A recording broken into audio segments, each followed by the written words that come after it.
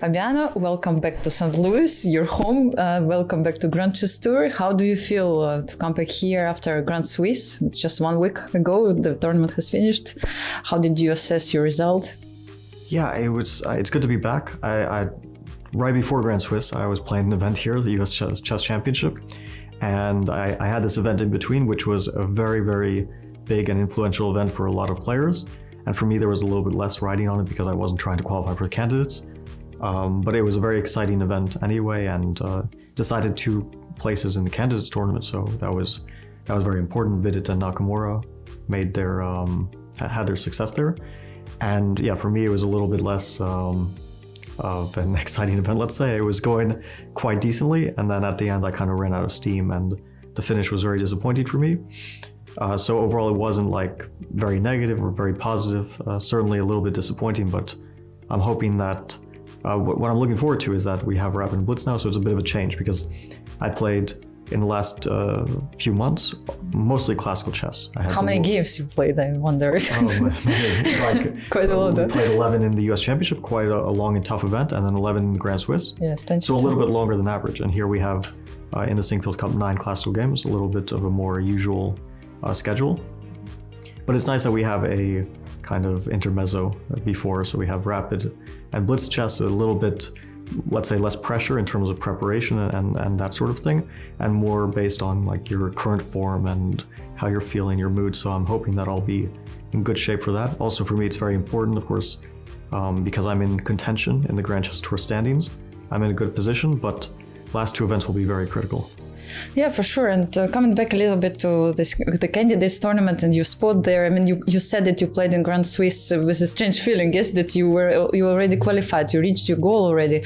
And how was it actually to play there? I mean, having in mind that, let's say, you don't need to do so. And what do you think about the other players? How difficult it was for them? Yeah, I can say from experience that these events are a lot of pressure. And even this year when I was playing the World Cup, it was a huge amount of pressure. And I felt it very strongly, physical effects, the tiredness and everything. And the Grand Swiss was a bit different because I didn't really feel that pressure, but I'm not sure if maybe it wasn't a good thing. Like maybe it's better to feel that drive to like, you have to win this game. I remember in the Grand Swiss in 2021, I had to qualify for the candidates via that tournament. And I was playing Alireza in penultimate round, 2 rounds before the end.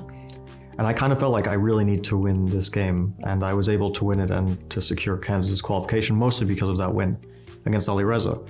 And this time, I think if I needed to qualify, I would consider the game against Deac in 2 rounds before the end again, like absolute must win to get top 2, like very, very important to win this game. And I didn't have this feeling of like intensity, so maybe it also sort of let me down in a way in that sense. While during the World Cup, I had a really strong feeling of like intensity, like every game is super crucial. So it gave me a lot of stress. I wouldn't say it's like good for my health, but maybe it's good for tournament performance. Yeah, like for example, Nakamura had to try to win against you, right, in order to get the spot in the candidates. And speaking about this tournament, I mean, how often do you think about it? You know, it's gonna be on April. There are so many events in between and things to do, but still, do you think about the event and what do you think about the field, which we know already? The candidates. The candidates, yes, let's say. Yeah, I know. For me, it's the biggest event on the calendar for sure. Like every event is important, every event I care about, but there's only 1-2 events a year that I really like put all my effort into preparation and before the tournament and everything. Like coming to Sinquefield Cup, I mostly have a normal schedule. And for candidates, of course, everyone is taking it so seriously because it's a unique chance to play a World Championship match.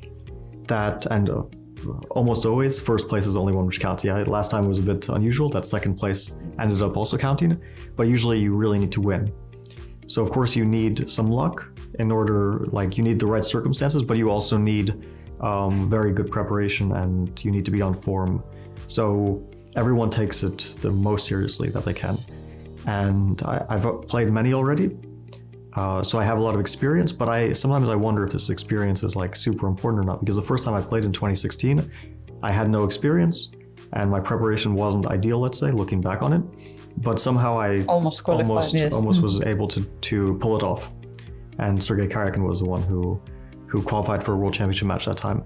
So sometimes I don't know if it's more like experience or sometimes coming into it for the first time, like we'll see some players in next one, is also like a huge motivation. Like Pragnanta is the first time. I think also Abbasov.